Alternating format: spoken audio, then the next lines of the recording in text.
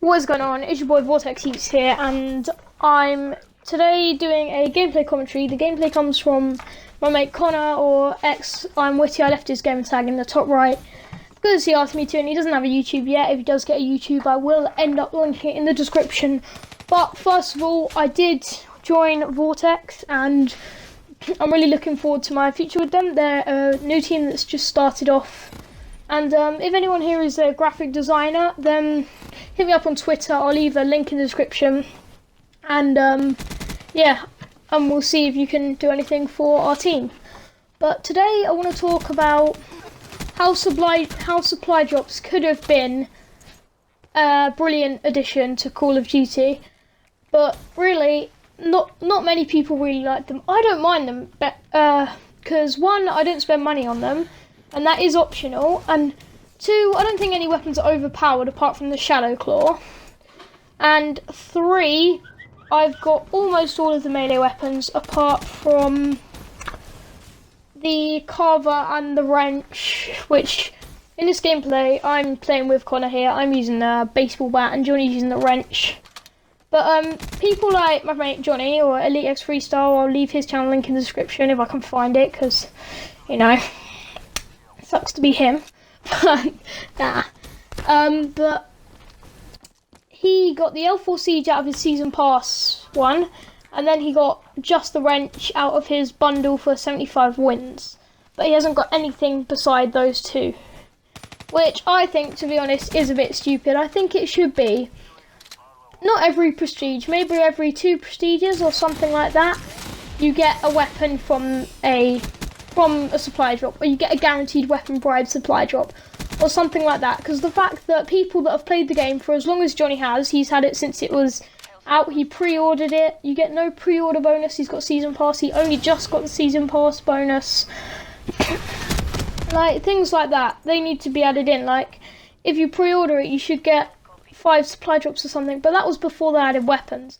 Now here's why I think supply drops could have been great, had they just kept it cosmetics. Because if you see the camo that Connor's actually using here, he picked up a gun with ritual camo on the Cuda, and look how nice that looks. Imagine not wanting to work for Dark Matter, like me, but having this camo on your gun instead.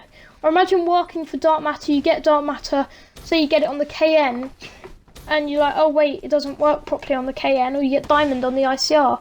It doesn't work on either of those. But then you get, I don't know, the Intensity camo, or whatever it's called. I just got that on my MR6 and tried to get a gameplay with that, but my trigger finger is just off today.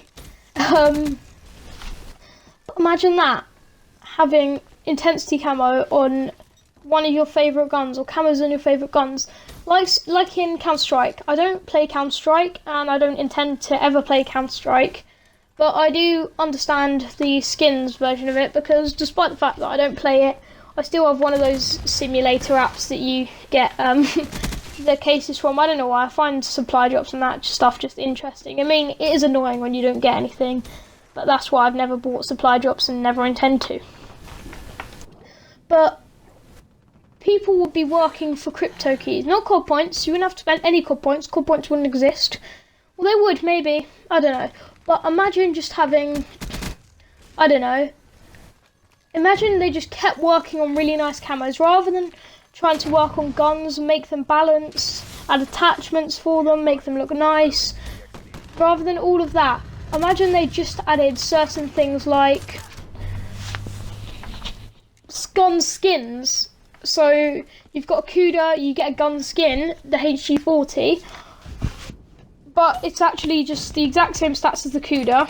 It just looks different and maybe sounds a bit different. I mean, how cool would that be? But they had to add in weapons, didn't they? They had to, in it. Typical Activision.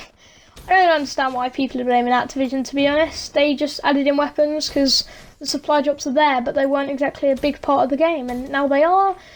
I still don't really think it's pay to win for how rare getting Shadow Claws are.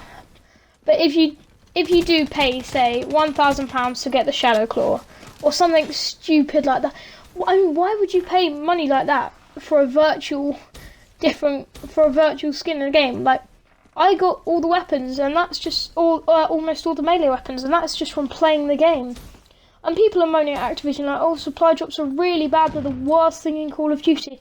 What about Advanced Warfare? Sorry for the little jump cut there. But what about Advanced Warfare? I mean, the supply drops in Advanced Warfare were grim. But then again, you could just moan at FIFA saying, oh my gosh, it's pay to win. If I don't pack Ronaldo, then I'm not going to win a game against someone who does have Ronaldo. And no, it's not, because you can earn them through playing the game as well. The only thing that would make it pay to win, or entirely pay to win, would be not being able to earn the supply drops, and that would suck. But I think they added a way to earn them. I think they just need to do double crypto key weekends more often, and they need to add in